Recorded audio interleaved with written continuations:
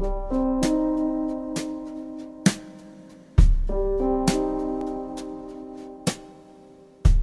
que le réseau intégré régional de suivi et de traitement en VHC au C3S de Chicoutimi?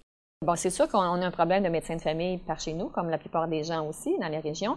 Et puis, comme on fait affaire avec des clientèles souvent marginalisées, c'est des clients qui consultent peu ou qui consultent souvent dans une situation d'urgence. Alors, ce qu'on a fait, c'est qu'en mettant une équipe de soins autour d'eux autres, on s'est dit, bon, on va augmenter l'accessibilité aux soins, puis en même temps, mais ça va donner aussi une meilleure prise en charge pour ces clients-là. C'est un service qui est basé vraiment sur les besoins de la personne. On essaie de donner un service vraiment individuel pour les personnes qui sont atteintes de l'hépatite C. On essaie d'avoir une philosophie positive des choses. On a vraiment Pour nous autres, ce qui est important, c'est vraiment de partager les responsabilités entre différents acteurs pour vraiment mener la prise en charge du client jusqu'au bout du traitement. En fait, c'est d'entourer le patient, de nous mettre tous les éléments autour de lui pour l'aider à cheminer dans son traitement pour le rendre jusqu'à la fin. Parce que souvent, les clients commencent un traitement, mais avec les effets secondaires, souvent, ils vont laisser. Et notre principe à nous, c'est vraiment de l'entourer, de vraiment donner toutes les structures possibles. Alors, toutes mettre les intervenants, que ce soit les infirmières, les organismes communautaires, le pharmacien, pour être vraiment en sorte qu'ils le rendent jusqu'à la fin. C'est vraiment notre principe de base. La première chose, c'est les gens font un test de dépistage. C'est sûr que ça peut être le CIDEP, ça peut être plusieurs personnes. Et quand le test est positif, ils nous réfèrent ça au réseau. C'est moi qui reçois les demandes, toutes les demandes. Alors, je communique avec le client. Des fois, je communique avec l'intervenant qui fait la référence quand c'est pas clair. Et je rencontre le client à l'hôpital, à la clinique externe. On s'est fait des outils de travail. Donc, on a une feuille d'évaluation. On fait l'évaluation du client au niveau des besoins biopsychosociaux. On fait les prélèvements pour la poursuite du diagnostic. Donc, ça veut dire l'ARN, le génotypage, la charge virale quand c'est nécessaire. Et après ça, on explique au client tout le suivi qui s'en vient, toutes les implications par rapport à l'infection. Et on répond à ces questions. Souvent, on dédramatise les choses, parce que des fois, ils sont en panique, et le client repart.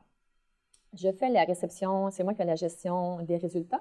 Un coup, les résultats sont arrivés. Alors, si c'est un ARN qui est négatif, je revois le client moi-même par après. Je lui explique le résultat. Si vraiment la période fenêtre est respectée, c'est correct. Le client repart tout content parce que finalement, son infection est guérie.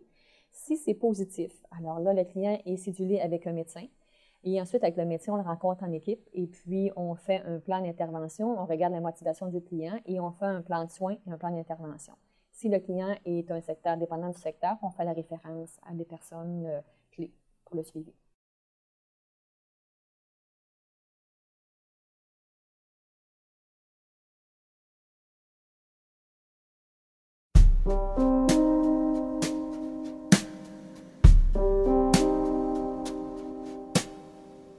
Qui fait partie de ce réseau en suivi et traitement du VHC?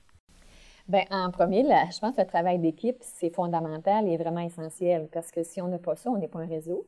Et puis, c'est sûr qu'au début, c'est pas facile quand on commence parce que, bon, le lien de confiance n'est pas nécessairement créé entre le médecin et l'infirmière. C'est sûr que c'est de nouvelles pratiques, mais quand on travaille ensemble, il y a une complicité qui s'installe et ça paraît au niveau du suivi, même au niveau du client, parce que la complicité entre l'infirmière et le médecin se traduit bien. Et puis, au niveau des soins, et vraiment, le client le sent. Bien, le premier, c'est l'agence, bien entendu, parce qu'eux donnent vraiment le support, le financement, bien entendu, une partie du financement, et aussi toute la compilation des statistiques, d'incidence, c'est l'agence qui va nous faire ça. On a le médecin spécialiste, bien entendu, les microbiologistes, infectiologues avec qui on travaille. C'est les personnes qui sont vraiment les piliers.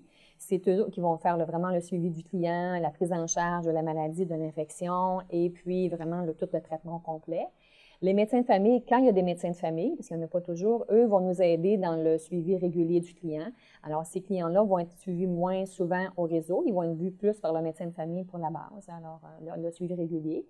Il y a l'infirmière coordonnatrice ou l'infirmière pivot. Je pense que c'est le deuxième rôle pilier. C'est la porte d'entrée du système. C'est la personne qui est la première répondante et pour le milieu et pour les intervenants qui sont mis en cause là-dedans. C'est elle qui, finalement, qui fait le coach de tout le monde, qui surveille tout, les clients vont l'appeler, les intervenants vont l'appeler, les médecins vont en parler aussi, qui va vraiment à la gestion du dossier.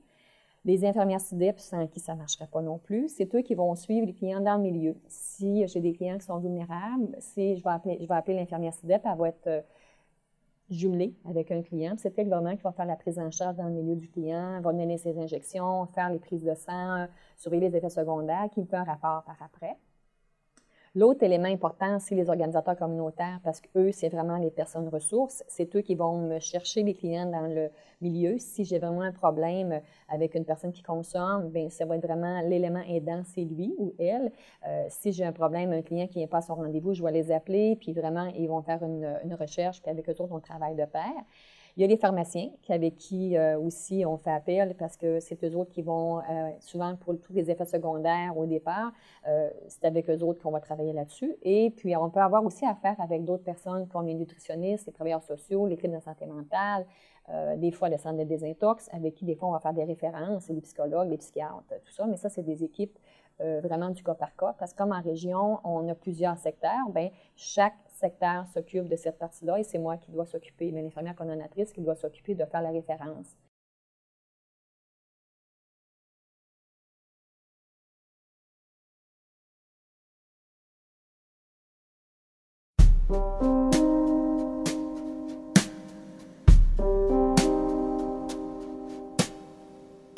Quel est l'impact d'un tel réseau?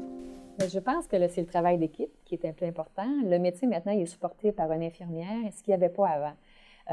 Entre autres pour les clientèles vulnérables. Parce que comme on disait au début, on a fait en sorte d'adapter le service aux clientèles en tant que tel. Donc, les soins sont adaptés et le plan de soins est vraiment individualisé. C'est vraiment, chaque plan de soins est pour une personne.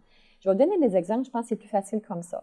On a une cliente qui était en suivi depuis 4 ou 5 ans avec le médecin, qui a un problème assez important au niveau de santé mentale. C'est une madame qui a un certain retard de santé mentale, qui ne comprend pas vraiment les choses. Cette personne-là, ce qu'on a fait, c'est qu'on a lié le pharmacien. J'ai appelé le pharmacien pour préparer des dosettes. Au lieu qu'elle arrive avec la bouteille de pilules, ils ont inclus des pilules dans sa dosette. On a un bénévole qui va chercher le médicament, qui va le porter dans le frigidaire parce que la médication doit être réfrigérée, qui va porter dans le frigidaire. L'infirmière SIDEP se présente la bonne journée pour son injection à la dame. Ensuite, j'ai un organisateur communautaire qui se présente une autre journée, 2-3 jours après l'injection pour voir comment elle file. Ensuite, j'ai aussi le centre de bénévolat qui vont la chercher pour l'emmener au niveau du hôpital quand on a rendez-vous. Alors, moi, j'appelle, bon, bien, la cliente a le rendez-vous, telle date avec tel médecin, ils vont la chercher à l'heure précise et ils vont l'amener. Puis, ils restent avec elle pendant qu'elle voit le médecin. Ce qui fait que le fait d'avoir tout mis ça ensemble, la madame est rendue à 48 semaines de traitement, ça va très bien. Malheureusement pour elle, on doit la poursuivre encore pour 24 semaines. Malgré le fait qu'elle trouve ça long, elle a vraiment toffé jusqu'à la fin et c'est vraiment pour nous une victoire. Puis, c'est donner aux clients des soins personnalisés parce qu'on a des clients de toutes les catégories quand on travaille en hépatite C. On peut avoir des gens parfaitement autonomes, des gens qui sont toxicomanes, des alcooliques, des gens qui sont dépressifs. Et on sait que le traitement en tant que tel donne des effets secondaires assez majeurs. Alors, le fait d'avoir un support partout, le client se sent vraiment épaulé, supporté, et puis vraiment, on a des bons résultats. Je vous dirais que des fois, c'est assez élogieux. Pour certains clients, je suis un ange. Pour un autre client, je suis la perle rare. Je suis la raison d'être. Souvent, c'est moi, là, mais en réalité, c'est pas juste moi, parce que moi, comme je suis le coach, c'est moi qui reçois les fleurs, mais c'est toute l'équipe en tant que telle. Parce que souvent, les clients nous disent, si on n'avait pas été là, il n'y aurait pas été jusqu'au bout. C'était trop difficile, il y avait besoin vraiment d'un support.